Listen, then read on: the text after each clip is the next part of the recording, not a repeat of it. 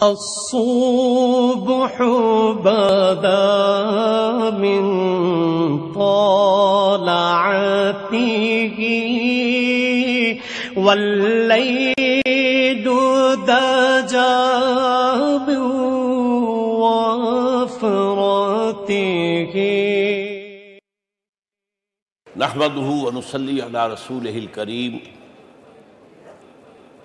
اما بعد فقد قال الله تبارك وتعالى كما ورد في سورة الاعراف اعوذ بالله من الشيطان الرجيم بسم الله الرحمن الرحيم فالذين آمنوا به وعزروه ونصروه واتبعوا النور الذي انزل معه اولئك هم المفلحون صدق الله العظيم رب اشرح لي صدري ويسر لي امري واحلل عقدة من لساني يفقهوا قولي اللهم ربنا الهمنا رشدنا واعذنا من شرور انفسنا اللهم صل على عبدك ونبيك ورسولك وحبيبك وخليلك محمد وبارك وسلم وصل وسلم وبارك على جميع الانبیاء والمرسلین وعلى ملائکتک المقربین وعلى عبادک الصالحین وعلینا معهم یا ارحم الراحمین آمین یا رب العالمین۔ محترم وائس چانسلر صاحب، اساتذہ کرام، عزیز طلباء و طالبات، السلام علیکم ورحمۃ اللہ وبرکاتہ۔ آج جو مجھے موضوع دیا گیا ہے اس کے لیے میں نے سورہ اعراف کی آیت نمبر 157 کا آخری ٹکڑا جو ہے وہ آپ کو سنایا ہے۔ اس کا ایک پس منظر ہے وہ جان لیجئے۔ آپ کو معلوم ہے کہ جب حضرت موسیٰ بنی اسرائیل کو لے کر مصر سے نکلے ہیں، اس کے بعد مرحلہ آیا کہ اللہ تعالیٰ نے حضرت موسیٰ کو کوہ طور پر طلب فرمایا تورات عطا کرنے کے لیے۔ ان کی غیر حاضری میں ایک فتنہ کھڑا ہوا اور کچھ لوگوں نے ایک بچڑا بنا کر اس کی پرستش شروع کر دی بنی اسرائیل میں سے، سامری کا بنایا ہوا بچڑا۔ جب حضرت موسیٰ واپس آئے انہوں نے یہ دیکھا تو بہت غضبناک ہوئے، اور پھر اللہ تعالیٰ کے حکم سے فیصلہ ہوا کہ 12 قبیلوں میں سے جن لوگوں نے بھی یہ شرک کیا ہے ان کو انہی قبیلوں کے لوگ خود قتل کریں۔ کئی ہزار اسرائیلی قتل ہوئے۔ یہ بہت بڑا یوں سمجھیے کہ پرج ہوا ہے اس قوم کے اندر۔ اس کے بعد پھر مزید اللہ تعالیٰ کی خدمت میں استغفار کے لیے حضرت موسیٰ علیہ السلام اپنے 70 بڑے بڑے سردار جو تھے 12 قبیلوں کے ان کو لے کر حاضر ہوئے۔ وہاں انہوں نے استغفار کیا اور ایک دعا کی، پروردگار وَاكْتُبْ لَنَا حَسَنَةً فِي الدُّنْيَا وَالْآخِرَةِ، ہمارے لیے نیکی کا اندراج کر دے، دنیا میں بھی آخرت میں بھی۔ جواب ملا اللہ تعالیٰ کی طرف سے، دیکھو عذاب تو میں جس کو چاہوں گا دوں گا، اور ویسے میری رحمت ہر شے کے ساتھ موجود ہے، ہر شے کا وجود میری رحمت سے ہے، لیکن ایک میری خاص رحمت ہے جو میں لکھ رکھوں گا ان لوگوں کے لیے جو میرے نبی امی آخری رسول ان پر ایمان لائیں گے صلی اللہ علیہ وسلم۔ وہ جب آئیں گے اور وہ نیکی کا حکم دیں گے، بدی سے روکیں گے، پاکیزہ چیزوں کو حلال قرار دیں گے، ناپاک چیزوں کو حرام قرار دیں گے، نوع انسانی کے اوپر جو بوجھ تھے جو اس وقت ہوں گے ان کو اتاریں گے۔ وہ جب آئیں گے تو جو لوگ فالذین آمنوا بہ نمبر 1، وعزروہ نمبر 2، ونصروہ نمبر 3، واتبعوا النور الذی انزل معہ اولئک هم المفلحون، جو لوگ ان پر ایمان لائیں گے، ان کی تعظیم اور توقیر کریں گے، ان کی مدد کریں گے، اور جو نور ان کے ساتھ نازل کیا جائے گا یعنی قرآن، اس کی پیروی کریں گے، وہ ہوں گے جو فلاح پانے والے ہوں گے، میری خصوصی رحمت سے حصہ ان کو ملے گا۔ اب یہاں پہلے تو دعا کر لیجئے، اللہم ربنا اجعلنا منہم، اے اللہ ہم سب کو ان میں شامل فرما دے۔ جو تیرے نبی کے ساتھ تعلق کی ان 4 بنیادوں کی شرائط کو پورا کر سکے، تقاضوں کو پورا کر سکے۔ اب ذرا ان میں سے ایک ایک کو لیجئے۔ ایمان جانی پہچانی چیز ہے، ایمان جسے کہتے ہیں، اس کی تشریح میں جانے کی ضرورت نہیں، وقت بھی محدود ہے، لیکن ایک بات سمجھنے کی ہے بہت ضروری۔ ایمان کے 2 لیول ہیں۔ ایک قانونی ایمان ہے جس کی بنا پر ہم ایک دوسرے کو مسلمان سمجھتے ہیں، اس کا تعلق اقرار باللسان کے ساتھ ہے، زبان سے کہنا اشہد ان لا الہ الا اللہ وحدہ لا شریک لہ واشہد ان سیدنا و مولانا محمد عبدہ ورسولہ۔ کوئی ہندو تھا، سکھ تھا، پارسی تھا، عیسائی تھا، یہ کلمہ کہے اور اسلام میں آ گیا۔ لیکن یہ زبانی کلامی ایمان جو ہے یہ انسان کی سیرت و کردار پر اثر انداز نہیں ہو سکتا۔ یہی وجہ ہے آج ہم دیکھ رہے ہیں مسلمان ہی جھوٹ بھی بول رہا ہے، مسلمان ہی بے ایمانی بھی کر رہا ہے، مسلمان ہی خیانت بھی کر رہا ہے، مسلمانوں کے لیڈر بلینز کی خیانت کر رہے ہیں۔ یہ کون ہے؟ سب مسلمان ہیں۔ وہ اس کی وجہ کیا ہے کہ ہم صرف قانونی مسلمان ہیں اور ہمارا ایمان قانونی ایمان ہے۔ اس کے لیے اسلام کا لفظ قرآن میں آیا ہے سورہ حجرات میں، قالت الاعراب آمنا قل لم تؤمنوا ولکن قولوا اسلمنا۔ اے نبی یہ بدو کہہ رہے ہیں ہم ایمان لے آئے، ان سے فرما دیجئے تم ہرگز ایمان نہیں لائے ہو، یوں کہو کہ ہم مسلمان ہو گئے ہیں۔ ولما يدخل الایمان فی قلوبکم، ابھی تک ایمان تمہارے دلوں میں داخل نہیں ہوا۔ بہرحال اللہ کا شکر ہے اس نے ہمیں مسلمانوں میں پیدا کر دیا، ورنہ ہم میں سے کتنے ہوتے اگر کہیں اور پیدا ہو گئے ہوتے تو نعمت اسلام سے بھی ہم بہرہور ہو سکتے، کیا کہہ سکتے۔ اصل ایمان ہے جب وہ دل میں داخل ہو جائے، یقین بن جائے۔ اسی لیے بچپن میں یاد کیا ہوگا ایمان مجمل، آمنت باللہ کما ہوا باسمائہ و صفاتہ وقبلت جمیع احکامہ اقرار باللسان و تصدیق بالقلب۔ جب تصدیق بالقلب ہوگی تو اب اس کے تقاضے جو ہیں عملی پیدا ہوں گے۔ ان تقاضوں میں سے ایک میں 2 حدیثوں کے حوالے سے آپ کے سامنے رکھ رہا ہوں۔ پہلی حدیث حضرت عبداللہ بن عمرو بن العاص رضی اللہ تعالی عنہما سے مروی ہے، لا یؤمن احدکم حتی یکون ہواہ طبعا لما جئت بہ۔ دیکھو تم میں سے کوئی شخص مومن نہیں ہو سکتا جب تک کہ اس کی خواہش نفس تابع نہ ہو جائے اس شریعت کے، اس قانون کے، اس ہدایت کے جو میں لے کر آیا ہوں۔ اگر عملاً تابع نہیں ہوئے تو حقیقتاً مومن نہیں ہو۔ دل میں جھانکو، Do I really believe that Muhammad is the Prophet of Allah? Do I really believe that Quran is the word of God? کبھی جھانکیے گا اندر، جواب ملے گا صحیح آپ کو۔ کیا کنوکشن ہے؟ کنوکشن ہو اور پھر حضور کی پیروی نہ ہو، حضور کے احکام کی پابندی نہ ہو، اللہ کے قوانین کی پابندی نہ ہو، کیسے ممکن ہے؟ حضور تو فرماتے ہیں صلی اللہ علیہ وسلم ایک ایسی بد اخلاقی اور کج خلقی پر صرف اسے کوئی گناہ کبیرہ بھی نہیں کہیں گے۔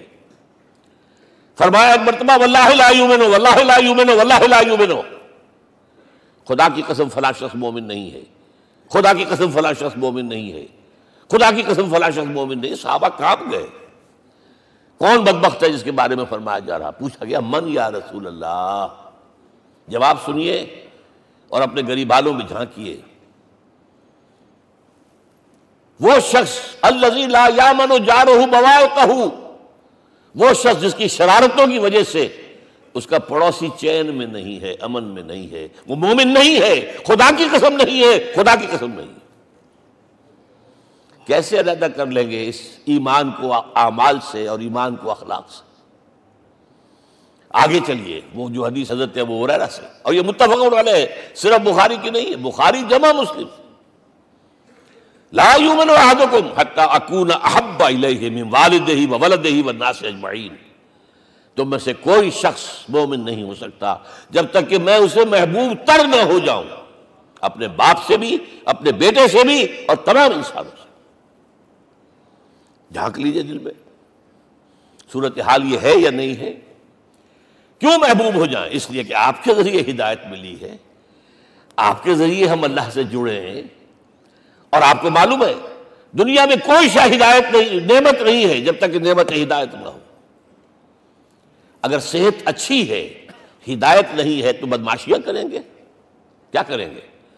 آپ کو معلوم ہے صحت اچھی جو ہے کدھر جا کے کھپے گی اگر ہدایت نہیں ہے. اگر دولت ہے ہدایت نہیں، کیا کریں؟ گلچھرے اڑائیں گے، عیاشیاں کریں گے، لوگوں پر اپنی دولت کا روب گانٹیں گے. اولاد ہے، ہدایت نہیں ہے، یہ اولاد سہان روح بھی بن جائے گی کہیں آپ کے لیے. کوئی شے نعمت نہیں ہے جب تک کہ نعمت ہدایت نہ ہو، اور ہدایت ہمیں ملی محمد الرسول اللہ صلی اللہ علیہ وسلم کے ذریعے. تو آپ سے بڑھ کر محبوب کون ہوگا؟ اس کے ضمن میں ایک بڑا پیارا واقعہ آتا ہے. حضرت عمر سے پوچھتے ہیں حضور ایک مرتبہ، عمر تمہیں مجھ سے کتنی محبت ہے؟ تو اندازہ کیجئے کس قدر اپنائیت کسی سے ہوتی ہے تب یہ سوال ہوتا ہے. عمر تمہیں مجھ سے کتنی محبت ہے؟ عرض کیا حضور مجھے آپ دنیا کے ہر انسان سے زیادہ محبوب ہیں. فرمایا اور اپنی جان سے؟ ذرا سا توقف کیا، دل میں جھانکا، ہاں حضور اب میں یہ بھی کہتا ہوں کہ میری جان سے بھی زیادہ عزیز ہے مجھے. آپ نے فرمایا الان عمر اب پہنچے ہو جو مقام ہے، اب درکار ہے، جو مطلوب ہے. تو محبت اس درجے کی، اطاعت اس درجے کی اگر نہیں ہے تو ایمان نہیں ہے. ہاں قانونی ایمان ہے، اب مسلمان ہے، اللہ کا شکر ہے، بہت بڑا فضل ہے. اب اگلے بات پر آئیے، الضروح، ان کی توقیر، ان کی تعظیم کرے. یہ تعظیم کس درجے میں؟ اب وقت بہت کم ہے، میں صرف آپ کو سورہ حجرات سے مثال دے رہا ہوں. فرمایا گیا یا ایھا الذین آمنوا لا ترفعوا اصواتکم فوق صوت النبی ولا تجہروا لہ بالقول کجہر بعضکم لبعض ان تحبط اعمالکم وانتم لا تشعرون. اے ایمان والو، کبھی اپنی آواز کو حضور کی آواز سے بلند تر نہ کر دینا. کبھی جس طرح بلند آواز سے ایک دوسرے سے بات کرتے ہو ایسے نہ کر بیٹھنا، مبادا تمہارے سارے اعمال حق ہو جائیں اور تمہیں پتہ بھی نہ چلے. تم تو کہو گے میں نے کوئی گناہ کبیرہ تو نہیں کیا، میں نے کوئی ڈاکہ نہیں ڈالا، چوری نہیں کی، کوئی زنا نہیں کیا، کوئی شراب نہیں پی. لیکن یہ سوء ادب، لا ترفعوا اصواتکم فوق صوت النبی ولا تجہروا لہ بالقول کجہر بعضکم لبعض ان تحبط اعمالکم وانتم لا تشعرون. یہاں ایک میں عملی بات بھی آپ کے سامنے رکھ دوں. صحابہ کے بارے میں تو بات سمجھ میں آ گئی کہ اپنی آوازیں پست رکھیں. ہم کیسے کریں؟ ہمارا ایک طرز عمل ہونا چاہیے. اگر کسی گفتگو میں کوئی شخص کہ حضور نے یہ فرمایا ہے، کبھی یہ نہ کہے میں نہیں مانتا. ہاں توقف کر لیں، بھائی میں تحقیق کروں گا کہ واقعی یہ حدیث صحیح ہے یا نہیں ہے. ٹھیک، ضروری نہیں کہ جو کہہ دیں مان لیں آپ. محدثین نے کتنی محنتیں کر کر کے چھانٹی کی ہے. لہذا یہ، لیکن فوراً اگر آپ بتا نہیں میں نہیں مانتا، یہ عقل کے خلاف ہے، یہ فلاں ہے، یہ وہ ہے، یہ ہے کہ جو آپ سوء ادب کے مرتکب ہو رہے ہیں نبی اکرم صلی اللہ علیہ وسلم کی بارگاہ میں.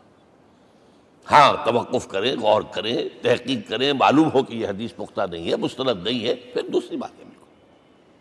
اور یہ جان لیجئے ہمارا جو معاشرہ ہے اس کا ایک قانونی جو ہے احاطہ ہے.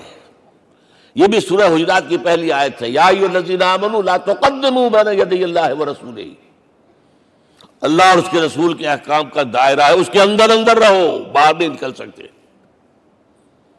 لیکن اس دائرے کے اندر ایک مرکزی شخصیت جس کی دل آویزی، جس کا حسن سلوک، جس کا حسن کردار، جس کا حسن اخلاق مرکز بن جائے، تمام لوگوں کی جذباتی محبت کا مرکز بن جائے، اگر یہ نہیں ہوگا تو معاشرہ مضبوط نہیں ہوگا.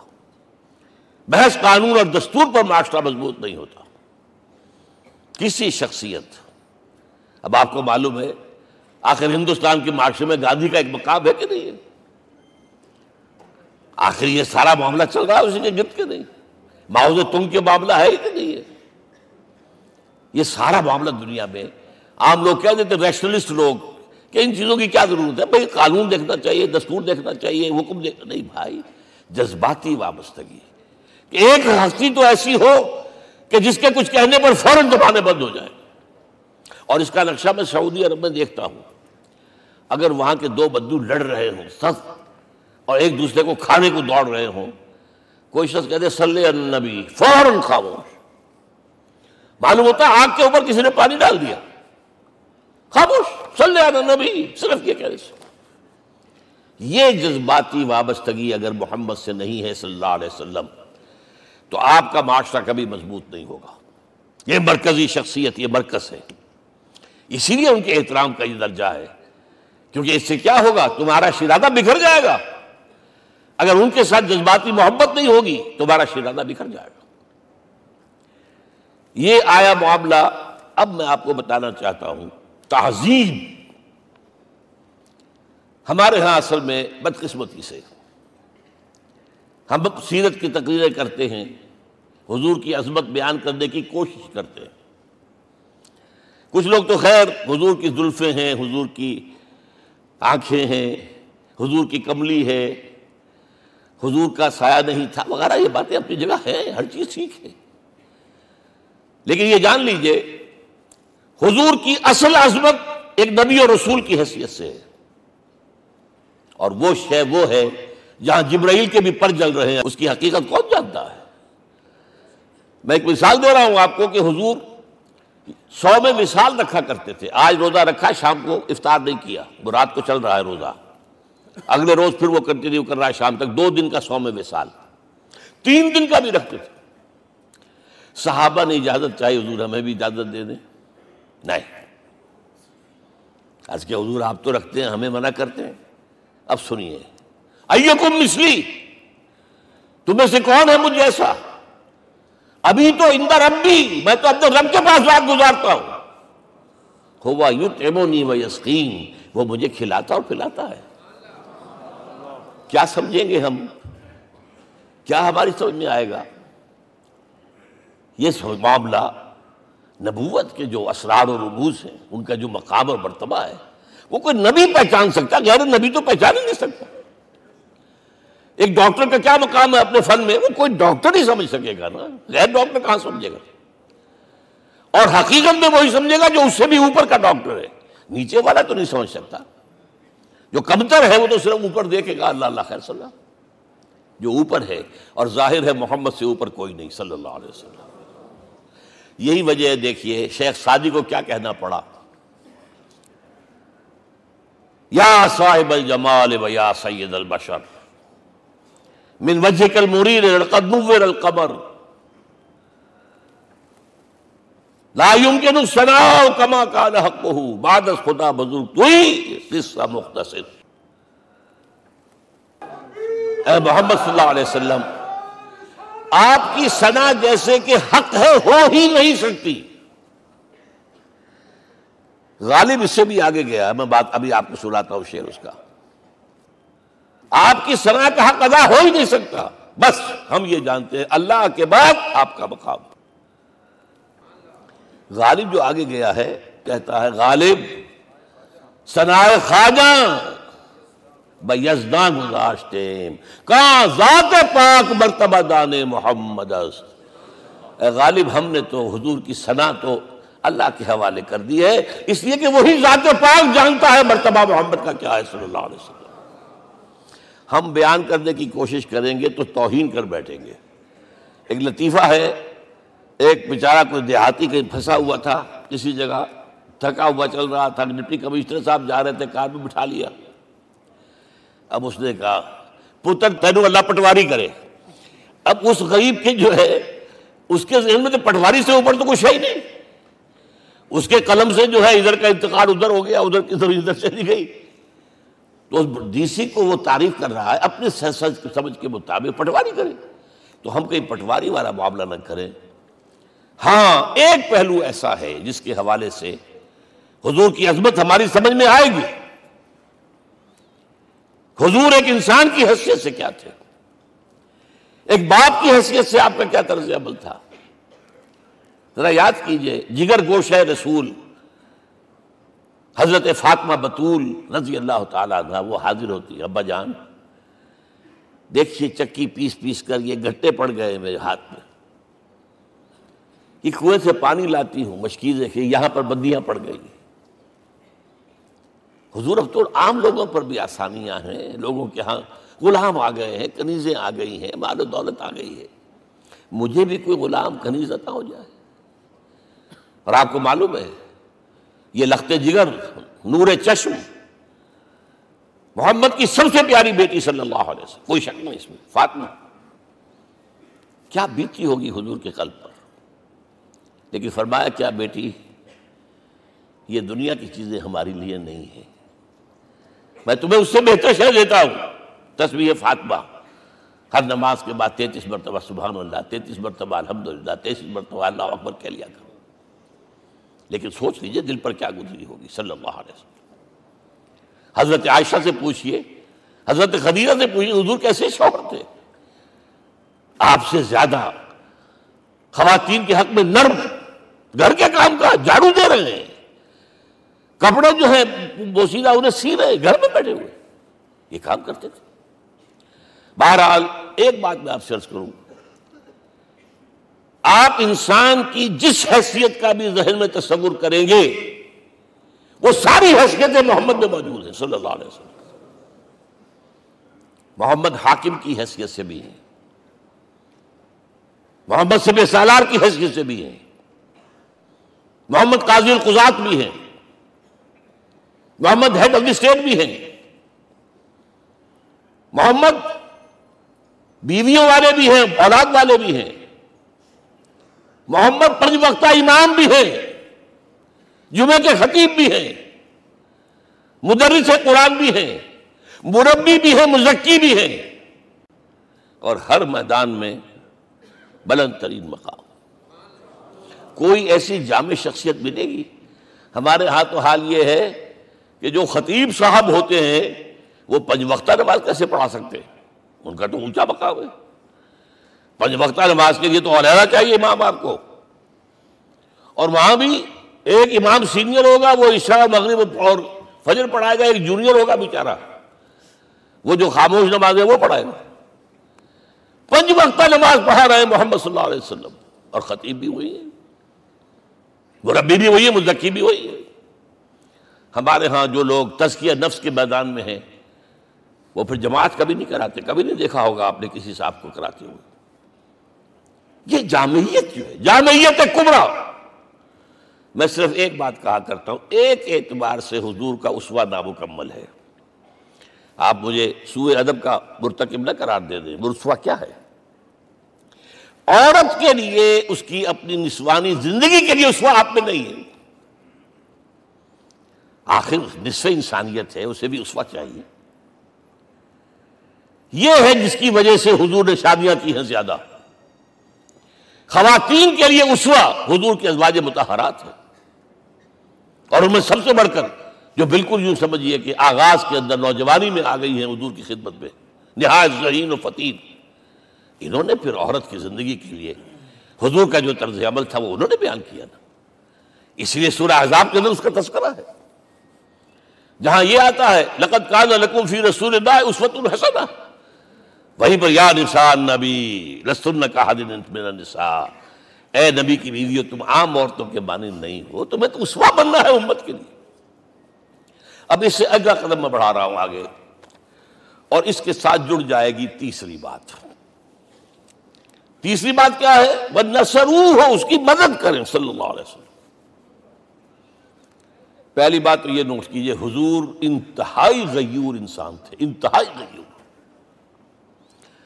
یہ کہا جاتا ہے کہ اگر حضور گھوڑے اس میں سوار ہوتے تھے اونٹ پر، اور آپ کا کوڑا نیچے گر گیا تو آپ یہ کسی سے نہیں کہتے تھے کہ ذرا یہ میرا کوڑا مجھے پکڑا دینا، یہ بھی گوارا نہیں تھا. آپ اونٹ بٹھا کر نیچے اتر کر اپنا کوڑا خود اٹھاتے تھے.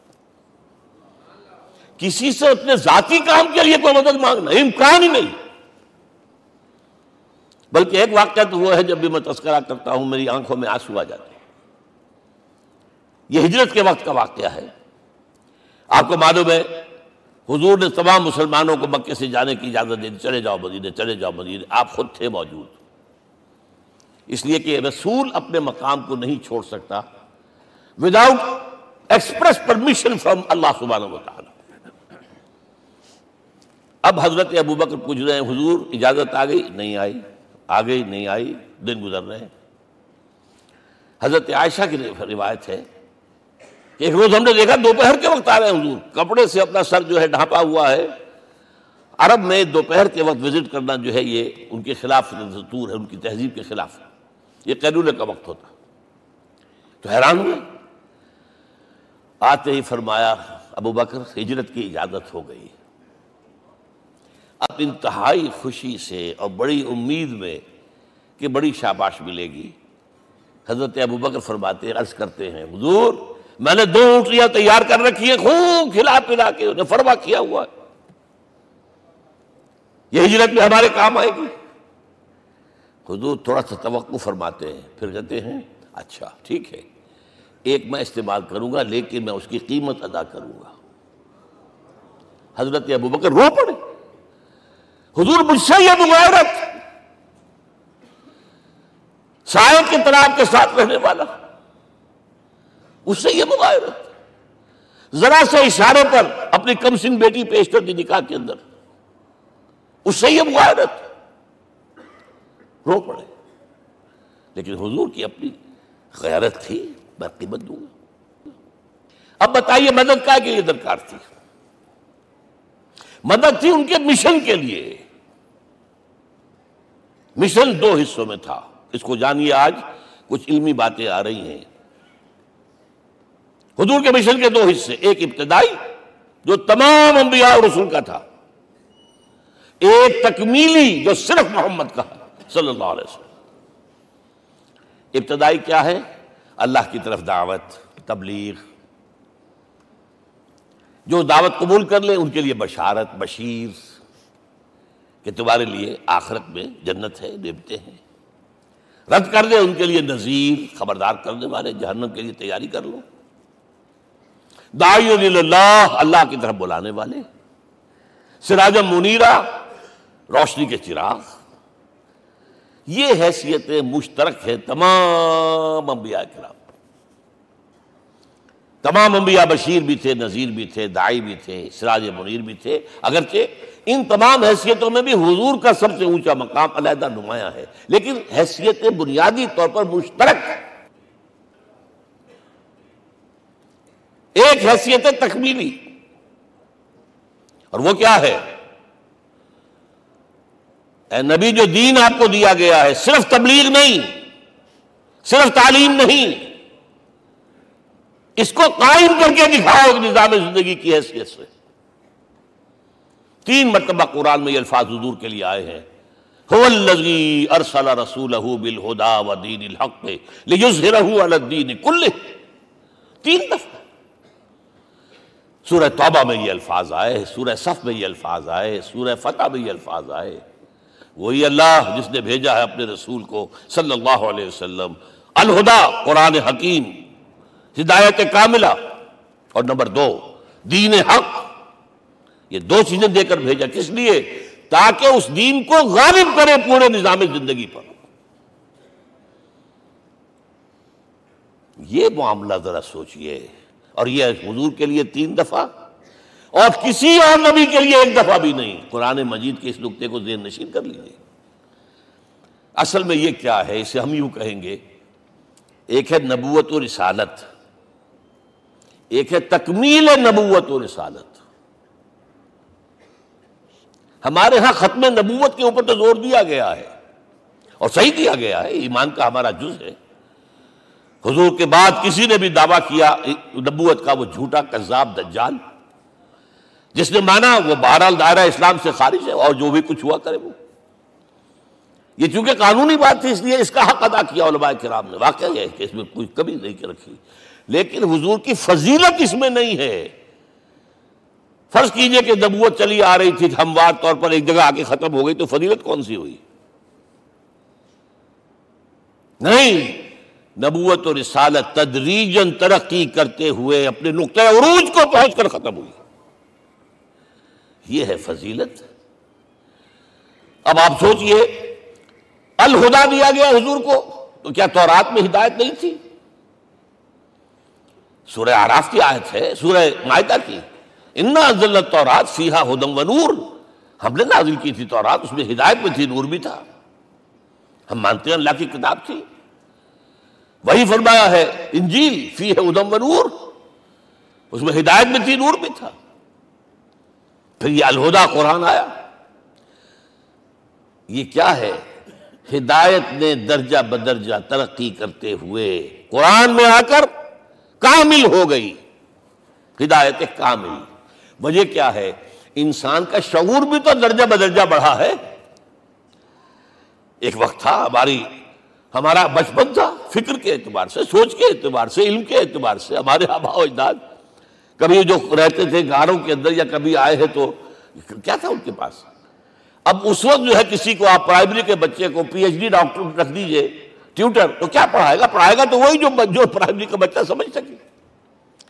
لہذا وہ جو کہا گیا تھا آدم کو اس زمین کی خلافت دیتے، فَإِمَّا يَأْتِيَنَّكُم مِّنِّي هُدًى فَمَن تَبِعَ هُدَايَ فَلَا خَوْفٌ عَلَيْهِمْ وَلَا هُمْ يَحْزَنُونَ۔ یہ ہدایت رفتہ رفتہ آئے گی آئے گی آئے گی آئے گی۔ اور یہ بات جان لیجئے، پروفیسر ڈاکٹر محمد شریف نے جو کتاب لکھی ہے فلسفے کی تاریخ پر، اس میں بتایا ہے کہ 1200 برس انسانی تاریخ کے بہت ہی پروڈکٹیو ہے فلسفیانہ فکر کے لیے۔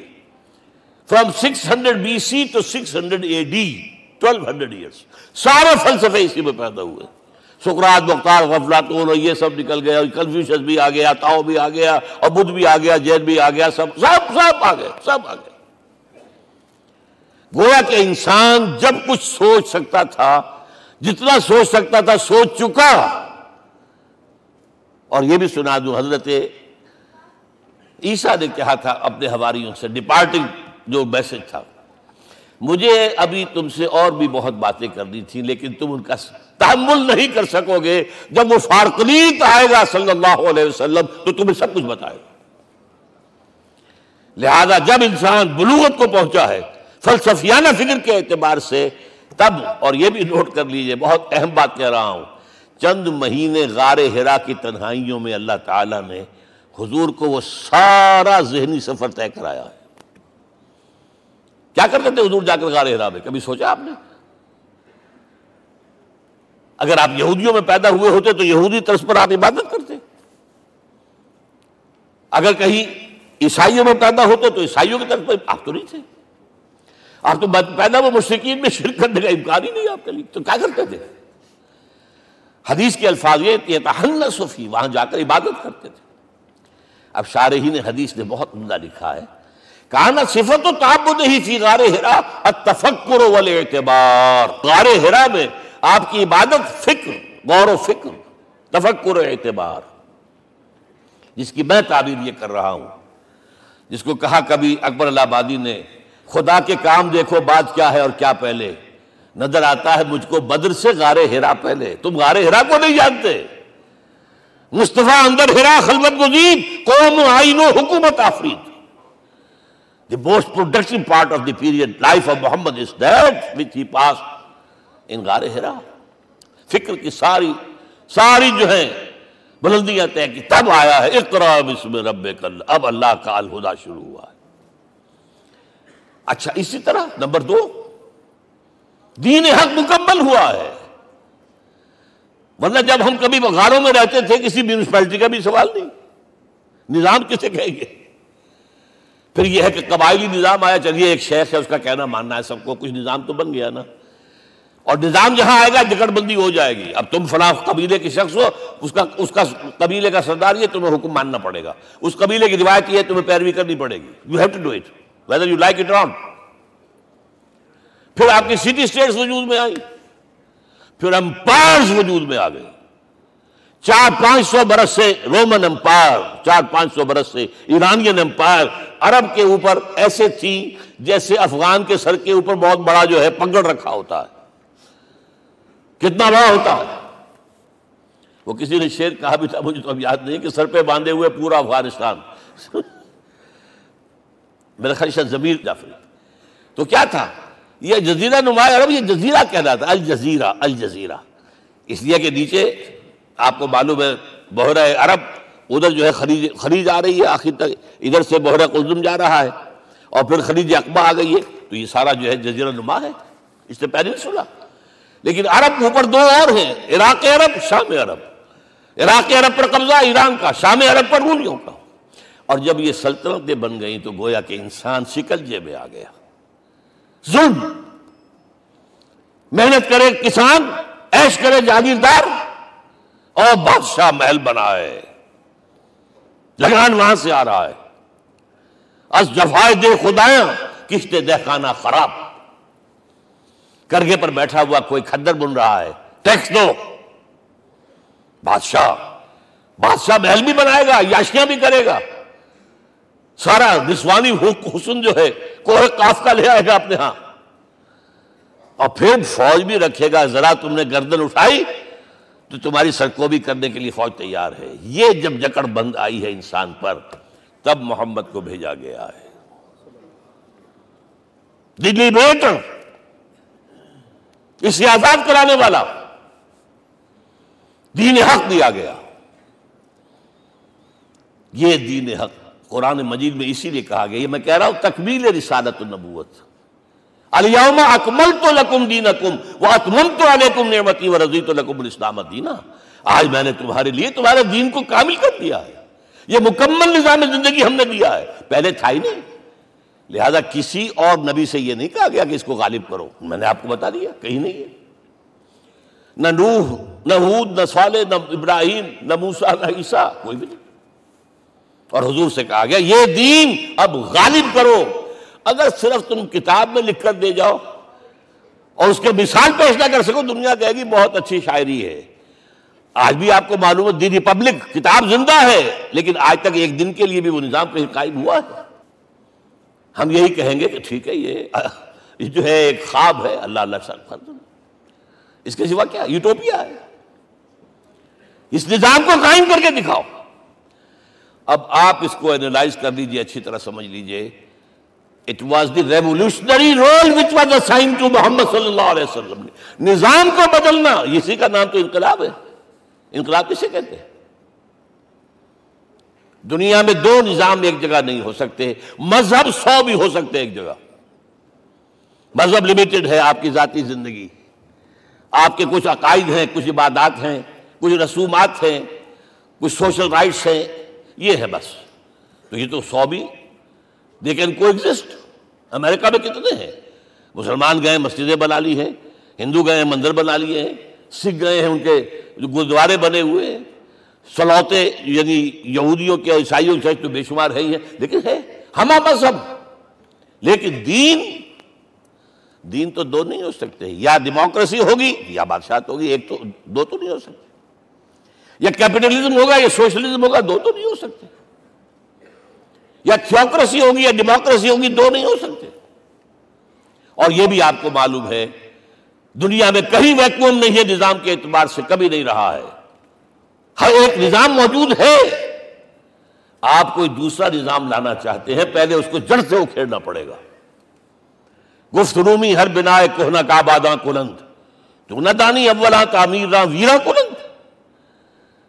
رومی نے کہا ہے کہ دیکھو اگر کوئی نئی تعمیر تمہیں کرنی ہو تو تم جانتے نہیں ہو پہلے پرانی تعمیر کو گرانا پڑتا ہے، پہلے آپ نظام جڑ سے کھینچ کر پھینکیں گے باہر، تب نظام لائیں گے نا۔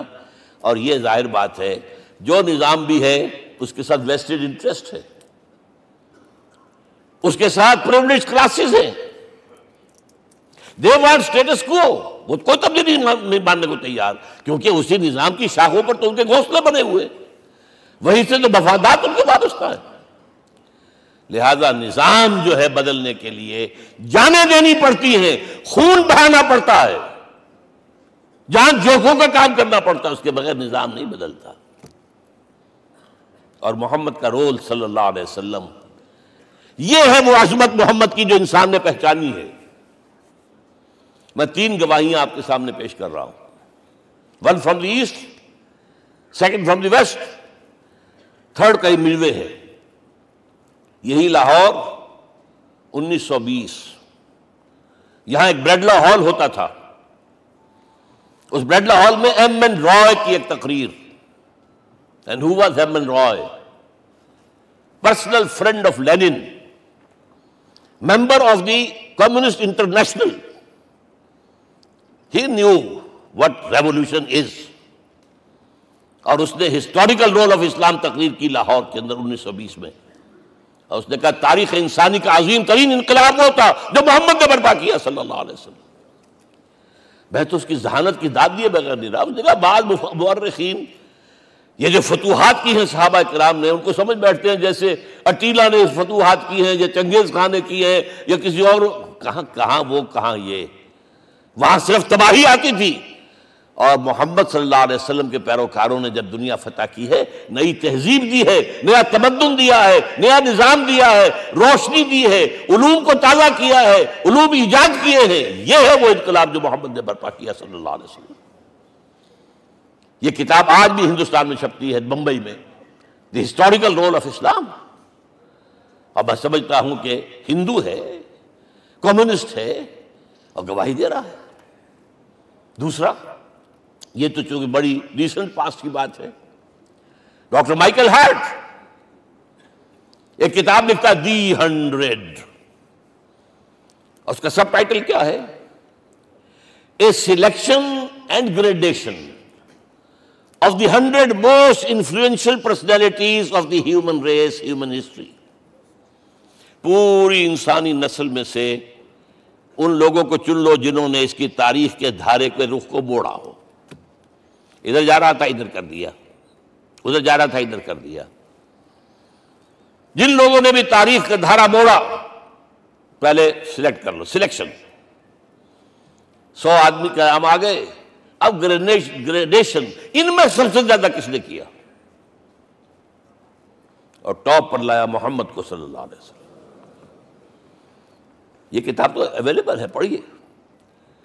اور چونکہ عیسائی ہے اور حضرت عیسیٰ کو نمبر 3 پر لے گیا، غور کیجئے، نمبر 2 پر لایا نیوٹن کو، بابائے طبیعیات، اور پھر کہتا ہے naturally I owe an explanation. میں عیسائی ہوتے ہوئے I am placing Muhammad at top, how?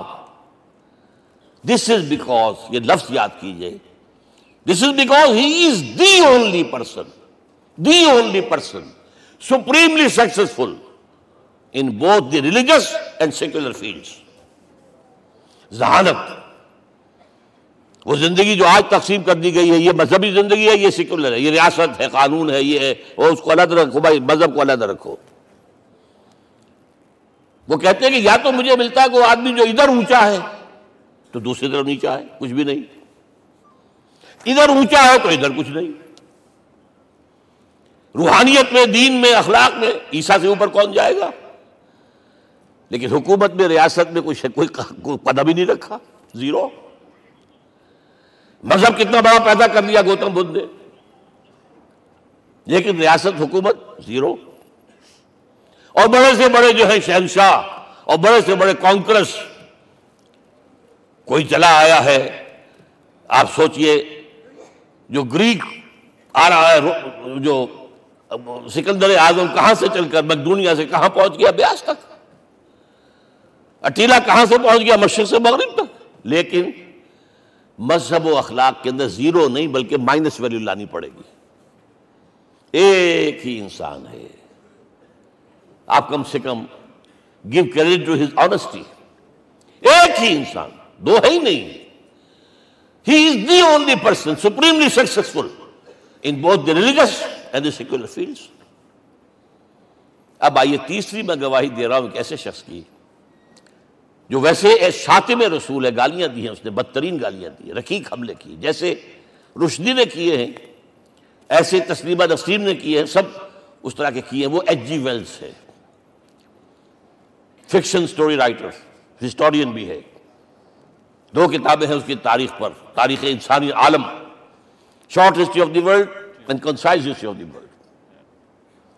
جو رقیق حملے کیے ہیں میں اس کا ذکر نہیں، اس لیے کر دیا کہ معلوم ہے وہ دشمن ہے، دوست نہیں ہے۔ اگر کسی کا دوست ہوگا تو تعریف کر ہی گا، وہ دشمن ہے، میں اسٹیبلش کرنا چاہتا ہوں، ہی از انیمی۔ اور عربی زبان کا ایک مقولہ یہ ہے کہ الفضل ما شہدت بہ الاعداء، فضیلت تو وہ ہوتی ہے جس کی گواہی دشمن دے۔ جب وہ آیا ہے concise history of the world میں، چیپٹر آخری حضور کا، جو حضور کے چیپٹر میں جو آخری بات، خطبہ حجۃ الوداع کو کوٹ کیا ہے، لا فضل لعربی علی عجمی ولا لعجمی علی عربی ولا لأحمر علی اسود ولا لأسود علی احمر الا بالتقوی۔ کسی عرب کو کسی عجمی پر کوئی فضیلت نہیں، کسی عجمی کو کسی عرب پر کوئی فضیلت نہیں، کسی گولے کو کسی کارے پر کوئی فضیلت نہیں، اور کسی کالے کو کسی گورے پر کوئی فضیلت نہیں، ہاں تقوی کے ساتھ فضیلت ہے۔ اب ذرا میرا ایک ایک لفظ نوٹ کیجئے، کیا لکھتا ہے اس پر؟ Although the sermons of human freedom, fraternity and equality were said before also, and we find a lot of these sermons in Jesus of Nazareth، مسیح ناصری حضرت عیسیٰ علیہ السلام کے ہاں بھی واعظ تو ہمیں بہت ملتے ہیں، but it must be accepted that it was Muhammad صلی اللہ علیہ وسلم who for the first time in history established a society based on these principles۔ انسانی حریت، اخوت، مساوات، اس کے واعظ کہنے تو بہت آسان ہے، تقریریں کرنی تو بہت آسان ہے، لیکن ان ویلیوز کو باقاعدہ اسٹیبلش کرنا ایک سوسائٹی میں ماننا پڑتا ہے، یہ اسے دینا پڑا ہے کریڈٹ جو بھی ہے۔ لیکن ایک بات نوٹ کر لیں، مبادہ کہیں آپ میرے بارے میں سوء ظن ہو جائے، تازہ ایڈیشن جو اب اویلیبل ہے اس میں سے یہ نکال دیے گئے ہیں، آج کے جو ان کے ایڈیٹرز ہیں ان کے حلق سے نیچے نہیں اتر رہے، اتنی بڑی حقیقت۔ آپ پنجاب لائبریری یا پبلک لائبریری سے جا کے پرانا ایڈیشن لیجئے، concise history of the world کے اندر آپ کو یہ الفاظ مل جائیں گے۔ Although the sermons of human fraternity, freedom and equality were said before also, and we have a lot of these sermons in Jesus of Nazareth, but it must be accepted that it was Muhammad sallallahu alaihi wasallam who for the first time in history established a society based on these principles۔ اب یہ جو mission میں نے آپ کے سامنے رکھا، ایک بنیادی مشن، قرآن کی تبلیغ کرو، تبلیغ کرو، تبلیغ کرو، تبلیغ کرو۔ یا ایھا رسول بلغ ما انزل الیک من ربک وان لم تفعل فما بلغت رسالتہ۔ نمبر 2، جو دین حق دیا اسے غالب کرو، قائم کرو، نافذ کرو، اس کی مثال پیش کرو دنیا کے سامنے۔ ان دونوں میں مدد درکار تھی محمد الرسول اللہ کو، جیسے حضرت مسیح نے کہا تھا، وَإِذْ قَالَ عِيسَىٰ ابْنُ مَرْيَمَ لِلْحَوَارِيِّينَ مَنْ أَنصَارِي إِلَى اللَّهِ، کون ہے میرا مددگار اللہ کی راہ میں؟ جیسے کہ اللہ فرماتے سورہ حدید میں، بڑی پیاری آیت ہے، بڑی ریولوشنری آیت ہے، بلکہ میں لفظ استعمال، بڑی ننگی انقلابی آیت ہے قرآن مجید کی۔ اتنا صاف اللہ تعالیٰ ہی سچ بول سکتا ہے، کوئی اور تو ضرور کہیں نہ کہیں اس کے اوپر کوئی کپڑا ڈال کے بات کرے گا۔ آیت نمبر 25 آف سورۃ الحدید، لقد ارسلنا رسلنا بالبینات، ہم نے اپنے رسولوں کو بھیجا واضح نشانیوں کے ساتھ، معجزات کے ساتھ۔ وانزلنا معهم الکتاب والمیزان، ان کے ساتھ کتاب اتاری، شریعت اتاری، میزان اتاری، نظام اتارا۔ لیقوم الناس بالقسط، تاکہ لوگ عدل پر قائم ہوں۔ اس لیے کتاب کیوں بھیجی، رسول کیوں بھیجے، نبی کیوں بھیجے، وحی کیوں بھیجی؟ تاکہ لوگ عدل پر قائم ہوں۔ یہ اس سے بڑی آیت کوئی ہوگی؟ عدل اجتماعی، سوشل جسٹس۔ اب اگلا ٹکڑا پڑھیے، وانزلنا الحدید، ہم نے لوہا بھی اتارا ہے، فیہ باس شدید، اس سے اسلحہ بنتا ہے، جنگی قوت ہے۔ وَلِيَعْلَمَ اللَّهُ مَن يَنصُرُهُ وَرُسُلَهُ بِالْغَيْبِ، اور اللہ دیکھ لینا چاہتا ہے کون ہے اس کے وفادار بندے جو لوہے کی طاقت کو ہاتھ میں لے کر اللہ اور اس کے رسول کی مدد کرتے ہیں۔ دین اللہ کا، اسے قائم کرنا اللہ کی مدد ہے، اسے قائم کرنا محمد کا فرض ہے، اس کے جد و جہد کرنا محمد کی مدد ہے صلی اللہ علیہ وسلم۔ یہ تھی نصرت، اور یہ نصرت آپ کو معلوم ہے حضور کی زندگی میں صحابہ کرام نے کی ہے کہ نہیں کی؟ جو شخص ایمان لایا فوراً داعی بن گیا، فوراً۔ ابو بکر ایمان لائے، اور 6 جو ہیں عشرہ مبشرہ میں سے چوٹی کے صحابہ، وہ ان کی دعوت پر ایمان لائے۔ سعد ابن ابی وقاص، طلحہ، زبیر، عثمان، سعید ابن زید، یہ سب کون ہیں؟ حضرت ابو بکر کی دعوت۔ نوجوان ہیں، مصعب بن عمیر کو گھر سے نکال دیا چچا نے، اور برہنہ کر کے نکالا ہے کم وقت نے، اس لیے کہ باپ مر گیا تھا، بہت دولت چھوڑ گیا تھا۔ ماں نے بڑے ناز و نام میں پالا تھا، کہتے ہیں 200 درہم کا جوڑا اس کا بن کر آتا تھا شام سے، جیسے کبھی ہم کہتے تھے کہ پنڈت نہرو کے کپڑے جو ہے پیرس سے سل کر آتے ہیں، اور جہاں سے گزر جاتا تھا مصعب اتنا اس نے لگایا ہوتا تھا عطر کے پوری گلی جو ہے وہ خوشبو سے جو ہے بھر جاتی تھی۔ چچا نے بلایا، تم جو یہ گلچھرے کر رہے ہو اپنے باپ کی دولت پر نہ، اور تم اسے کہتے ہو کافر، نکل جاؤ گھر سے۔ وہ چلنے لگے، he was a ten ager, چلنے لگے۔ وہ سمجھا تھا کہ میرے یہ کہنے سے اس کے تو اس کو تارے نظر آ جائیں گے، یہ فوراً جو ہے توبہ کرے گا، پلٹ آئے گا۔ چلنے لگے تو اسے اور غصہ ہے، یہ کپڑے بھی اسی باپ کے ہیں، اتارو۔ وہی اتارے کپڑے، مادرزاد برہنہ ہو کر ماں کے پاس گئے ہیں۔ ماں نے آنکھوں پر ہاتھ رکھا، مصعب کیا ہوا ہے؟ فرمایا امی میں موحد ہو گیا ہوں، یہ ہے توحید۔ اور اب جا کر حضور کے دامن میں بیت ارقم میں اب ہمہ وقت کارکن ہے، قرآن اتر رہا ہے، پڑھ رہے ہیں، سمجھ رہے ہیں، قرآن اتر رہا ہے، یاد کر رہے ہیں، یاد کر رہے ہیں۔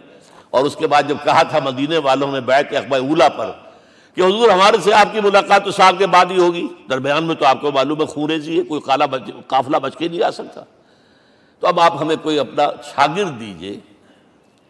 مصعب بن عمیر کو حضور نے کہا جاؤ ان کے ساتھ۔ وہاں ان کا نام پڑ گیا المقری، پڑھانے والا، قرآن پڑھانے والا۔ 75 آدمی اگلے سال لے کر آ گیا ہے، اور اسی سے بیعت عقبہ ثانیہ ہوئی ہے، اور ہجرت کا راستہ کھل گیا۔ اور اس کو ایک دفعہ حضور نے دیکھا، مسجد کے دروازے کے سامنے سے گزر رہا تھا مصعب، پھٹا ہوا کمبل تھا جسم پہ لپیٹا ہوا تھا۔ حضور کی آنکھوں میں آنسو آ گئے۔ غزوہ احد میں شہید ہوا کس طرح؟ علم بردار تھا، ایک ہاتھ پر وار پڑا ہے، کٹ کے گر گیا، ایک ہاتھ سے تھاما، دوسرے پر بھی گر گیا، دونوں جو بچے ہوئے حصے تھے اس سے تھاما۔ پھر جب ختم ہو گئے، اس کے بعد جو ہے جب دفن کر رہے تھے تو حضور کے سامنے پرابلم لایا گیا۔ مصعب کے جسم پر تو کوئی کپڑا ہی نہیں تھا سوائے ایک چادر کے، ایک دھوتی، اللہ اللہ خیر اللہ۔ اور شہید کا کفن ہوتا ہے اس کا اپنا لباس۔ حضور وہ اتنا چھوٹی ہے وہ چادر کہ پاؤں ڈھانپتے ہیں تو سر کھل جاتا ہے، سر ڈھانپتے ہیں تو پاؤں کھل جاتے ہیں۔ فرمایا سر کو ڈھانپ دو کپڑے سے اور پیروں پر گھاس ڈال دو۔ That was the last dress which Mus'ab got۔ تو یہ لوگ جو تھے محمد رسول اللہ والذین معہ، یہ ساتھی حضور کے، جنہوں نے حضور کے مشن میں آپ کا ساتھ دیا۔ اور ایک خاص مرحلے کا تو میں آپ کے سامنے ذکر ہی کر دوں، اس لیے کہ دین کی اقامت، دین کا غلبہ، اس میں تو جہاد اور قتال آئے گا لا محالہ۔ Nobody is going to allow you to change the system۔ اگر سسٹم بدلتا ہے تو اس کے ساتھ جو مفادات بدلتے ہیں وہ ختم ہو جاتے ہیں، جو پرولیجز ہیں وہ ختم ہو جاتے ہیں۔ لہذا جب غزوہ بدر کا مرحلہ آیا ہے، حضور نے مجلس شورا منعقد کی، اور آپ نے جو وہی سے آپ کو بتا دیا گیا تھا، دیکھو ایک قافلہ آ رہا ہے شمال سے، مال غنیمت سے لدا پھدا ہے، اور 50 صرف اس کے ساتھ محافظ ہیں۔ ایک لشکر آ رہا ہے جنوب سے، ریل کانٹے سے لیس، اور اللہ نے وعدہ کیا ہے کہ ایک پر ضرور تمہیں فتح دے گا، بتاؤ کدھر چلے۔ یہ اصل میں کسی بھی سپہ سالار کے لیے وقت ہوتا ہے کہ اپنے ساتھیوں کے مورال کا اندازہ کرے۔ کچھ ہوں گے ہم جیسے کمزور بھی، انہوں نے کہا کہ حضور پہلے قافلے کی طرف چلے، آسانی سے فتح بھی ہو جائے گی اور ہتھیار مل جائیں گے ہمیں، ہمارے پاس تو ہتھیار بھی نہیں ہے، گنتی کے لوگوں کے پاس تلواریں بھی نہیں سب کے پاس، تو 50 آدمیوں کے ہتھیار تو ملیں گے، پھر لشکر سے نپٹ لیں۔ اب حضور کہہ رہے ہیں اشیرونی اشیرونی اشیرونی۔ حضرت مقداد بن اسود کھڑے ہوتے ہیں، حضور ہمیں موسیٰ کے ساتھی نہ سمجھیے جنہوں نے کہہ دیا فَاذْهَبْ أَنْتَ وَرَبُّكَ فَقَاتِلَا إِنَّا هَاهُنَا قَاعِدُونَ۔ ہم موسیٰ کے ساتھی نہیں ہیں، ہم آپ کے جانثار ہیں، آپ جو آپ کی نیت ہے آپ بسم اللہ کیجیے، اب آپ کو کیا پتا ہمارے ذریعے آپ کو اللہ تعالیٰ آنکھوں کی ٹھنڈک عطا فرمائے۔ حضور پھر فرمائے مجھے مشورہ دو، مجھے مشورہ دو۔ تب خیال آیا سعد ابن عبادہ رضی اللہ تعالیٰ عنہ کو، جو رئیس انصار تھے، ہو نہ ہو یہ ہماری طرف روئے سخن ہے، کیونکہ بیعت عقبہ ثانیہ جس کے نتیجے میں ہجرت ہوئی ہے اس میں طے یہ ہوا تھا کہ اگر یہ مکے والے مدینے پر حملہ آور ہوں گے آپ کو ختم کرنے کے لیے، ہم آپ کی حفاظت ایسے ہی کریں گے جیسے اپنے بیوی بچوں کی۔ اور ابھی مدینے پر حملہ ہوا نہیں ہے، حضور پری ایمپٹ کر رہے ہیں، باہر نکل کر مقابلہ کرنا چاہ رہے ہیں۔ تو گویا کہ انصار کور نہیں ہوتے اس کے اندر، اس لیے بار بار اشیرونی، مجھے مشورہ دو۔ اب سعد بن عبادہ کھڑے ہوتے ہیں، کانک تعنینا یا رسول اللہ صلی اللہ علیہ وسلم، اے اللہ کے رسول شاید آپ کا روئے سخن ہماری جانب ہے، فإنا آمنا بک وصدقناک، ہم آپ پر ایمان لا چکے ہیں، ہم نے آپ کی تصدیق کی، اب ہمارے پاس چوائس کون سا ہے؟ اگر آپ آگے چلیں ہم پیچھے چلیں گے، اگر برق الغباد تک پہنچیں گے ہم اپنی اونٹنیوں کو دبلا کر دیں گے، یمن کا آخری شہر جو ہے برق الغباد، اور اگر آپ ساحل سمندر پر کھڑے ہو کر اپنی سواری سمندر میں ڈالیں گے ہم بھی ڈال دیں۔ بہرحال یہ مراحل ہیں کہ جن سے گزر کر حضور نے اللہ کے دین کو غالب کیا اور قائم کیا، اور اس ہر سطح پر، ہر مرحلے پر صحابہ کرام نے آپ کا ساتھ دیا۔ جہاں آپ کا پسینہ گرا وہاں انہوں نے اپنی خون کی ندیاں بہا دی۔ محمد رسول اللہ والذین معہ اشداء علی الکفار رحماء بینہم، یہ ہے در حقیقت عظمت محمد صلی اللہ علیہ وسلم۔ آج کے دور میں سمجھ لیجیے اچھی طرح، یہ دور جس کا کہ فاتح ہے حضور، فاتح سے مطلب افتتاح کرنے والے، اس دور میں اجتماعی نظام کی اصل اہمیت ہے۔ اجتماعی نظام غلط ہے، ایکسپلائٹیٹو ہے، تقسیم دولت کا نظام غلط ہے۔ کیا ہوگا؟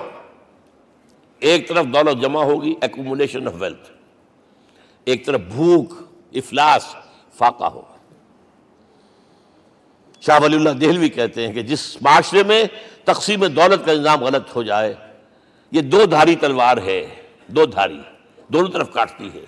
ایک طرف دولت جمع ہوگی تو عیاشیاں ہوں گی، بدماشیاں ہوں گی، کچھ چرے ہوں گے، وہ بھی خراب، معاشرے کے لیے خراب، اور ایک طرف فقر ہوگا اور بھوک ہوگی اور فاقہ ہوگا، یہ بھی خراب۔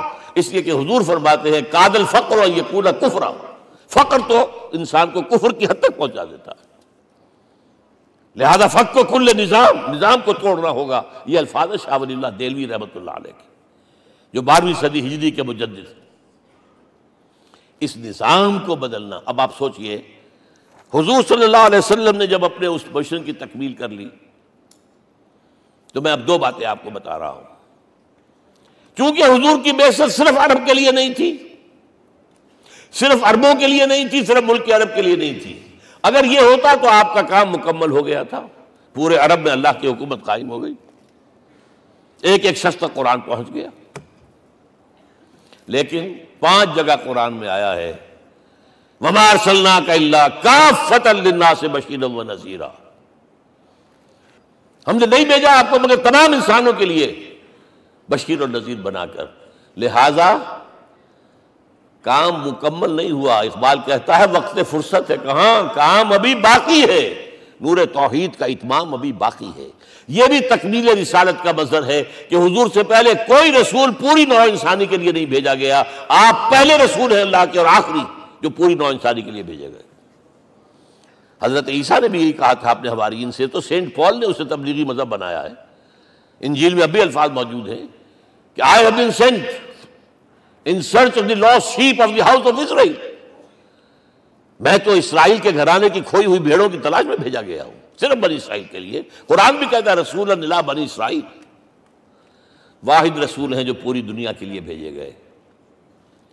اچھا کہہ دینا تو آسان ہو گیا، اس کا مطلب کیا ہے؟ جب تک پوری دنیا پر اللہ کا دین غالب نہ ہو، محمد کا مقصد بعثت ہنوز شرمندہ تکمیل ہے، اور یہ ہوگا، اس کی خبر دی ہے۔ یہ ایک تحفہ میں لے کر آیا آپ کے لیے، 8 صفحے ہیں، لیکن یہ سمجھیے کہ یہ سونے کے حروف سے شر لکھے ہوئے ہیں، وہ احادیث، وہ آیات جن میں حضور نے خبر دی ہے کہ پوری دنیا پر اللہ کا دین غالب ہوگا۔ ہو نہیں سکتا کہ دنیا ختم ہو جائے اور محمد کا مقصد بعثت ابھی مکمل نہ ہو، ناممکن۔ ان آیات کو پڑھیے، ان میں پھر احادیث پڑھیے۔ میں صرف 2 حدیثیں آپ کو سنا دوں۔ ایک میں حضور نے اپنے زمانے سے لے کر قیامت تک کے 5 ادوار گنائے ہیں، آپ پڑھ لیجیے گا، ٹیکسٹ ہے یہ، اور خدا کے لیے اس کی قدر کیجیے گا، یہ آیات ہیں، احادیث پھینک نہ دیجیے خدا کے لیے کہیں۔ اور اس کے اندر جو ہے اس وقت کے جو مایوسی کے اندھیارے ہمارے اوپر چھائے ہوئے ہیں، اس کا علاج ہے کہ نہیں، اور بھی دور فلک ہیں ابھی آنے والے، ناز اتنا نہ کریں ہم کو ستانے والے۔ بہرحال حضور نے جب اپنا مشن عرب کی حد تک مکمل کر لیا تو اب ایک بات نوٹ کیجئے، خطبہ حجۃ الوداع 1.25 لاکھ کا مجمع، حضور نے اپنے اس خطبے میں اپنی تعلیمات کے جو اہم نکات تھے انہیں اور دہرایا، تین مرتبہ ایک بات کی ہے۔ لاؤڈ سپیکر تو تھا نہیں، پہلے آپ ادھر رخ کرتے تھے، آپ کہتے تھے کچھ، ادھر لوگ آدمی آگے کھڑا ہوا اس کو آگے پہنچاتا اور آگے پہنچاتا تھا، پھر آپ سامنے رخ کر کے کہتے تھے، پھر بائیں طرف رخ کر کے 3 مرتبہ، ایک لفظ 3 مرتبہ۔ آخر میں ایک سوال کیا ہے، الا هل بلغت، دیکھو لوگوں میں نے پہنچا دیا یا نہیں؟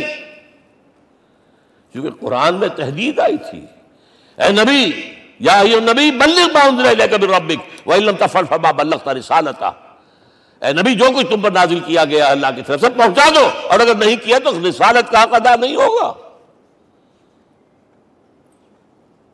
اور اس میں سورہ اعراف کی آیت نمبر 6 اگر پڑھ لیں، فَلَنَسْأَلَنَّ الَّذِينَ أُرْسِلَ إِلَيْهِمْ وَلَنَسْأَلَنَّ الْمُرْسَلِينَ، ہم ان سے بھی پوچھیں گے جن کی طرف رسولوں کو بھیجا، اور رسولوں سے پوچھیں گے ہم نے تمہارے پاس اپنا پیغام پہنچایا تھا، تم نے پہنچایا کہ نہیں لوگوں کو؟ اس لیے حضور نے گواہی لی، الا هل بلغت، دیکھو میں نے پہنچا دیا کہ نہیں؟ اور جواب کیا ملا؟ انا نشہد انک قد بلغت الرسالۃ وادیت الامانۃ ونصحت الامۃ وکشفت الغمۃ، ہم گواہ ہیں حضور آپ نے رسالت کا حق ادا کر دیا، امانت کا حق ادا کر دیا، ہماری خیر خواہی کا حق ادا کر دیا، اور گمراہی کے اندھیرے جو ہے انہیں چھانٹ کر رکھ دیا۔ اب آپ نے آسمان کی طرف نگاہ کی، انگشت شہادت سے وہی 3 مرتبہ اللہم اشہد اللہم اشہد اللہم اشہد، اللہ تو بھی گواہ ہے، یہ مان رہے۔ یہ ہے سائی آف ریلیف، یہ بوجھ جو میرے کندھے پر آیا تھا، انا سنلقی علیک قولا ثقیلا، یہ اب منتقل ہو گیا، اب امت کو منتقل ہوا۔ لہذا آخری لفظ کیا تھا؟ فَلْيُبَلِّغِ الشَّاهِدُ الْغَائِبَ، اب جو یہاں موجود ہیں ان کا فرض ہے کہ پہنچائیں ان کو جو یہاں نہیں ہے۔ میں صرف تمہارے لیے رسول نہیں ہوں، ایک فرد نوع بشر تک دنیا میں جو اس وقت ہے، اور ایک فرد نوع بشر جو آخر تک آئے گا قیامت تک، اس تک قرآن پہنچانا تمہارے ذمہ ہے۔ ہم نے نہیں پہنچایا، اسی لیے آج ہم اللہ کے عذاب میں ہیں۔ آج کیوں ذلیل کے کل تک نہ تھی پسند گستاخی فرشتہ ہماری جناب میں؟ 1.5 بلین مسلمان، لیکن عزت نام کی کوئی شے ہے؟ G7 G9 G11 G13 G15 کوئی مسلمان بھی ہے ان میں؟ نہ 3 میں نہ 13 میں، نہ G7 میں نہ G15 میں، نن۔ اتنی بڑی تعداد، سیکیورٹی کونسل میں کسی سیٹ کی امید ہے؟ نن۔ آپ کے وسائل پر ان کا قبضہ ہے، آپ کی ٹیکسیشن کے احکام وہاں سے آ رہے ہیں، ریٹ بڑھاؤ، چینی کے اس کے بڑھاؤ، اور فلاں کے بڑھاؤ، اور بجلی کے بڑھاؤ، اور تیل کے بڑھاؤ، کیا ہو رہا ہے؟ کیوں دلیل ہے؟ اور نمبر 2، آج دنیا میں خون اگر بہ رہا ہے تو صرف مسلمان کا ہو گیا، مانند آب ارضا مسلمان کا لہو۔ 60 سال سے کشمیر اور فلسطین، پھر درمیان میں صومالیہ، چچنیا، کوسوو، یہ سب بوسنیا، پھر آپ کو معلوم ہے فلپائنز، پھر جو کچھ ہوا افغانستان میں، اور جو کچھ ہوا اب ہو رہا ہے، جو کچھ ہوا عراق میں۔ یہ کیوں ہے؟ We are criminals number 1. We have not done our duty. ہم نے قرآن کو اپنا امام نہیں بنایا، دوسروں کے سامنے کیا پیش کریں گے؟ ہمارا اپنا سارا نظام سود کے اوپر مبنی ہے۔ بہرحال پہلا فرض یہ ہے، اب اس کو پہنچاؤ، اور یہاں تک فرمایا بلغوا عنی ولو آیۃ، پہنچاؤ میری جانب سے چاہے ایک ہی آیت، preach on my behalf۔ یہ کام جو ہے، جو کہا گیا تھا، واقعہ یہ کہ میں 50 برس سے کر رہا ہوں، یہ آج کی بات نہیں ہے۔ تکمیل اور تدوین فن میں جو بھی حفیظ کا حصہ ہے، نصف صدی کا قصہ ہے، 2-4 برس کی بات نہیں۔ میں میڈیکل کالج کے زمانے سے درس قرآن دے رہا ہوں، جب یہ طلبہ کے اجتماعات کے درمیان درس قرآن ہوتا تھا، جماعت اسلامی کا رکن تھا تو درس قرآن ہوتا تھا، اور اس کے بعد سے میری زندگی کا بیشتر وقت اس میں لگا، بیشتر اور بہتر۔ یہ حضور کا حکم ہے، پہنچاؤ میری جانب سے چاہے ایک ہی آیت پہنچاؤ۔ اچھا نمبر 2، اب حکم دیا گیا، اس کی مثال میں دے رہا ہوں آپ کے سامنے۔ جب ایران کے ساتھ جنگ شروع ہوئی ہے تو سپہ سالار افواج ایران رستم نے وفد بلایا ایک، اے عربو تم پہلے بھی ہم پر حملے کیا کرتے تھے، لیکن پہلے لوٹ مار کر کے واپس چلے جاتے تھے۔ یہ جان لیجئے یہ ہسٹری کا ایک موقع ہے خاص کہ ایک سیٹلڈ سویلائزیشنز ہوتی ہیں اور ایک وہ جو رہتے ہیں سطح مرتفع پر، وہاں پانی نہیں ہوتا، وہ فصل کہاں سے آ جائے گی، یا ریگستان میں جو وہاں بستے ہیں وہ کیا کرتے ہیں، وہ وقتاً فوقتاً جاتے ہیں، جھپٹا مارتے ہیں، لوٹ مار کرتے ہیں، لے کر وہاں سے دولت آتے ہیں، اسی پر ان کی گزارا تھا۔ تو پہلے بھی آیا کرتے تھے، لوٹ مار کر کے چلے جاتے، اس دفعہ پیچھا نہیں چھوڑ رہے، وجہ کیا؟ ایسی پیاری، یہ کئی روایتوں میں آیا ہے، الفاظ مختلف ہو سکتے ہیں۔ جو مسلمان وفد کا سربراہ تھا اس کا جواب سنیے، انا قد ارسلنا، دیکھو رستم پہلے ہم خود آتے تھے، اب ہمیں بھیجا گیا ہے، اللہ نے بھیجا محمد کو، محمد نے بھیجا ہمیں صلی اللہ علیہ وسلم۔ کس لیے؟ لنخرج الناس من ظلمات الجہالت الى نور الایمان ومن جور الملوک الى عدل الاسلام، اس لیے بھیجا گیا ہمیں کہ نوع انسانی کو شرک اور کفر کی جہالتوں سے نکال کر ایمان کی روشنی میں لائیں، اور بادشاہوں کے ظلم و ستم کے پنجے سے نجات دلا کر عدل اسلام۔ دیکھو ہمارا خلیفہ چٹائی پر بیٹھتا ہے عمر رضی اللہ تعالیٰ عنہ، اس کے تو کوئی خدم و حشم نہیں ہے، کوئی باڈی گارڈ نہیں ہے۔ ایک آیا تھا سفیر ایران کا، مدینے میں آ کر گھوما پھرا، کوئی محل نظر نہیں آیا اسے، پوچھتا ہے مسلمانوں سے اینا ملککم، بھائی تمہارا بادشاہ کہاں ہوتا ہے؟ جواب ملا لیس لنا ملکن بل لنا امیر، ہمارا کوئی بادشاہ نہیں، ہمارا امیر ہے۔ کہاں ہے بھائی؟ ہمارے بیت المال کے کچھ اونٹ گم ہو گئے تھے کہ بھائی ملے نہیں، ہمارا خلیفہ تلاش کرنے گیا۔ اب اس نے کسی کو لیا ہوگا، آئیڈینٹیفائی کر سکے، ڈھونڈ کر جا کر ایک جگہ دیکھا، دھوپ تیز ہو گئی تھی، حضرت عمر تھک گئے تھے، لہذا ایک درخت کے سائے میں اپنے کوڑے کا تکیہ بنا کر لیٹے ہوئے استراحت فرما رہے، کوئی خادم نہیں، کوئی خدم و حشم نہیں، کوئی باڈی گارڈ نہیں۔ اس وقت وہ کھڑے ہو کر کہتا ہے عمر تم عدل کرتے ہو، تمہیں کوئی خوف نہیں ہے، ہمارے بادشاہ ظلم کرتے ہیں، لوگوں کا خون پیتے ہیں، انہیں ہر وقت ڈر رہتا ہے، انہیں اونچی اونچی فصیلیں چاہیے، انہیں باڈی گارڈ چاہیے، انہیں حفاظتی دستے چاہیے۔ یہ مثال پیش کی ہے نا، یہ کوئی فیری ٹیلز تو نہیں ہے، یہ تو آج کی تاریخ ہے، 1400 برس پرانی تاریخ ہے بھائی، کوئی پرانی نہیں ہے، کوئی 10,000 سال پرانی بات نہیں ہے۔ اور وہی عمر ہے، انہیں بلایا گیا ہے بیت المقدس، وہاں جو مسلمانوں کا وہ حاصلہ تھا وہ طول کھینچ گیا، فصیل بہت اونچی مضبوط، اور اندر ہر طرح کا رسد بھی موجود ہے، راشن بھی ہے، پانی بھی ہے۔ عیسائیوں کا قبضہ تھا، عیسائی پادری آئے فصیل پر، مسلمانوں تم اگر قیامت تک بھی یہاں پڑے رہے محاصرہ کر کے، یہ کبھی فتح نہیں ہوگا شہر، ہاں یہ فتح ہونا ہے، ہماری کتابوں میں ہے، لیکن ایک درویش بادشاہ کے ہاتھوں فتح ہوگا، تمہارے اندر ہمیں وہ درویشی نظر نہیں آ رہی۔ وہ چونکہ کچھ عرصہ ہو گیا تھا، شام میں پہنچ گئے تھے، خربوزے کو دیکھ کے خربوزہ رنگ پکڑتا ہے، اچھا لباس پہننا شروع کر دیا، اور وہاں تھے امین هذه الامہ ابو عبیدہ بن الجراح رضی اللہ تعالی عنہ، یکے عشرہ مبشرہ، ان کا فوراً کلک کیا، یہ بادشاہ مدینے میں بیٹھا ہوا تو ہے، یہاں سے ریکویسٹ کی گئی ہے آپ تشریف لائیے۔ اب 700 میل کا سفر ہے، کوئی ذاتی سفر نہیں، کسی بیٹے کے کنووکیشن میں کے لیے نہیں گئے ہیں، کوئی انٹوریج نہیں ہے، کچھ نہیں، ایک اونٹ، ایک خادم، اور اسی اونٹ پر راستے کا راشن، لہذا ایک آدمی بیٹھ سکتا ہے۔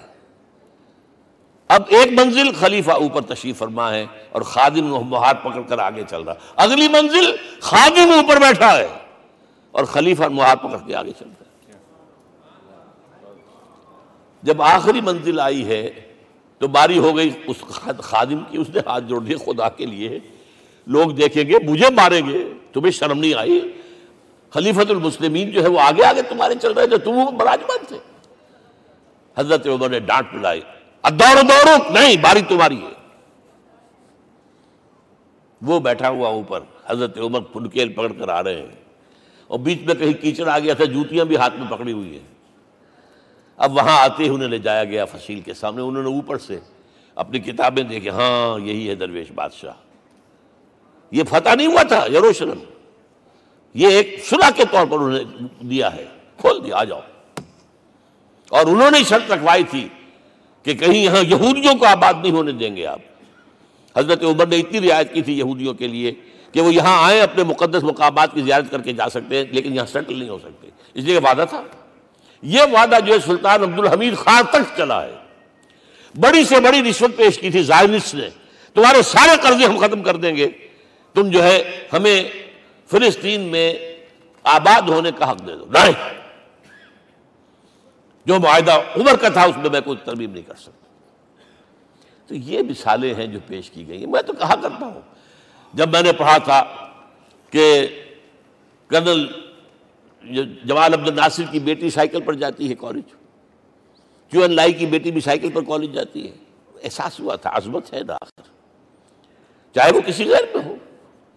اور واقعہ یہ ہے کہ میں بیان کرنے سے رہ نہیں سکتا، جب میں نے لال بہادر شاستری کے بارے میں سنا، he had no house in the whole of India۔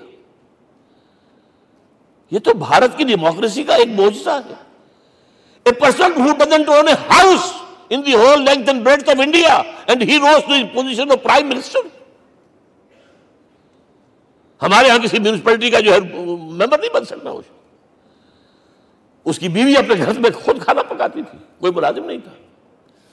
اور جب ہارٹ اٹیک ہوا ہے تاشقند میں، تو وہ جو مرتے دم بات کی ہے اس نے ماتا جی سے کی ہے، بیوی سے نہیں کی۔ یہ ہماری مشرقی روایات ہیں، ماں کا مقام۔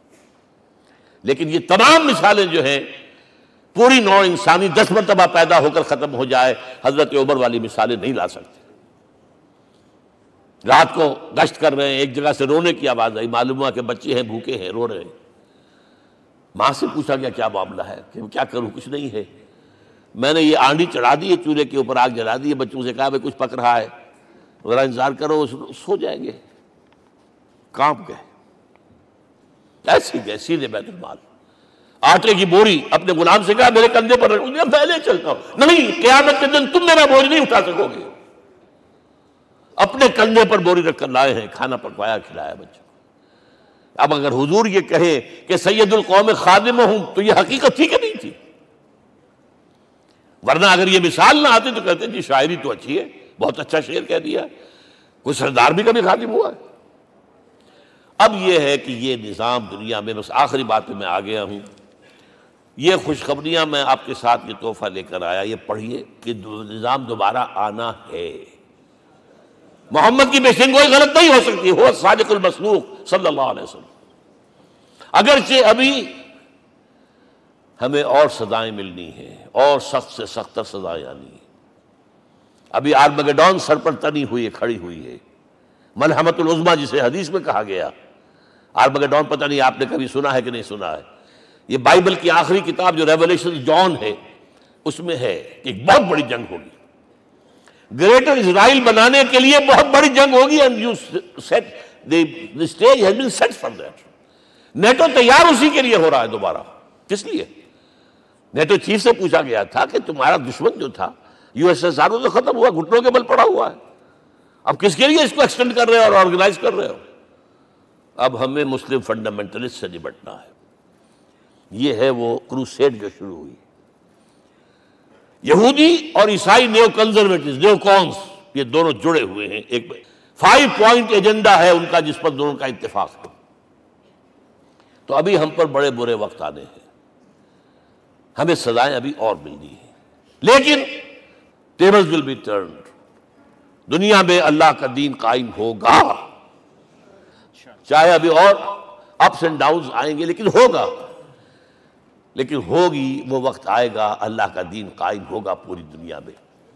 ایک حدیث میں آپ کو سنانے چلا تھا، حضرت ثوبان سے رضی اللہ تعالیٰ عنہ، مسلم شریف کی روایت ہے، حضور نے فرمایا ان اللہ زوالی الارض، اللہ نے میرے لیے پوری زمین کو لپیٹ دیا، فرائے تو مشارقہا و مغاربہا، میں نے اس کے سارے مشرق دیکھ لیے، سارے مغرب دیکھ لیے، وَإِنَّ أُمَّتِي سَيَبْلُغُ مُلْكُهَا مَا زُوِّئَ لِي مِنْهَا، میری امت کی حکومت ان تمام علاقوں پر قائم ہو کر رہے گی جو اللہ نے زمین کو لپیٹ کر مجھے دکھا دیے.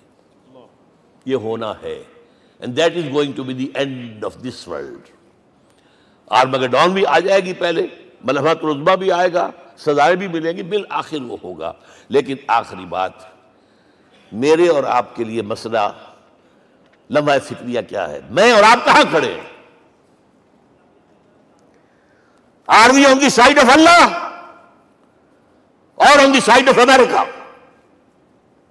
بہرحال یہ تو جو اپس اینڈ ڈاؤنز آنے ہیں، میرے اور آپ میں سے ہر شخص کے سوچنے کی بات یہ ہے، یہ تو انقلاب تو آئے گا، حضور کے ذریعے سے آیا، کچھ لوگ حضور کے ساتھی بن گئے، ان کی دنیا بن گئی، آخرت بن گئی، قیامت میں کے بعد جو کچھ ملنا ہے اللہ تعالیٰ روح و ریحان و جنت النعیم. کچھ رہ گئے کہ چاہے سگا چچا تھا محروم رہ گیا، ابو لہب. آج بھی یہ قافلہ ادھر چل رہا ہے. اقبال نے بالکل ٹھیک کہا ہے کہ دنیا کو ہے پھر مار کا روح و بدن پیش، تہذیب نے پھر اپنے درندوں کو ابھارا، اللہ کو پابر دیے مومن پہ بھروسہ، ابلیس کو یورپ کی مشینوں کا سہارا. اور صحیح کہا ہے. آخری بات جو کہہ رہا ہوں، ایک نکتہ میرا رہ گیا ہے، وَاتَّبَعُوا النُّورَ الَّذِي أُنزِلَ مَعَهُ، چوتھی بات، اور یہ کہ وہ لوگ جو اس نور کا اتباع کریں گے کہ جو ان کے ساتھ نازل کے قرآن، اس لیے کہ قرآن ہی ذریعہ ہے، آلہ انقلاب ہے.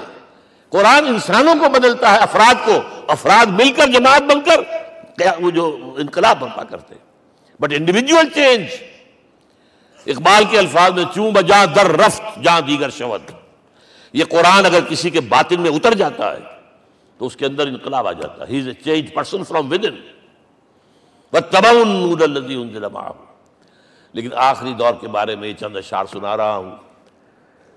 شب گریزاں ہوگی آخر جلوہ خورشید سے، یہ چمن معمور ہوگا نغمہ توحید سے، ہو کر رہے گا. اور پھر دلوں کو یاد آ جائے گا پیغام سجود، پھر جبیں خاک حرم سے آشنا ہو جائے گی. اور آنکھ جو کچھ دیکھتی ہے لب پہ آ سکتا نہیں.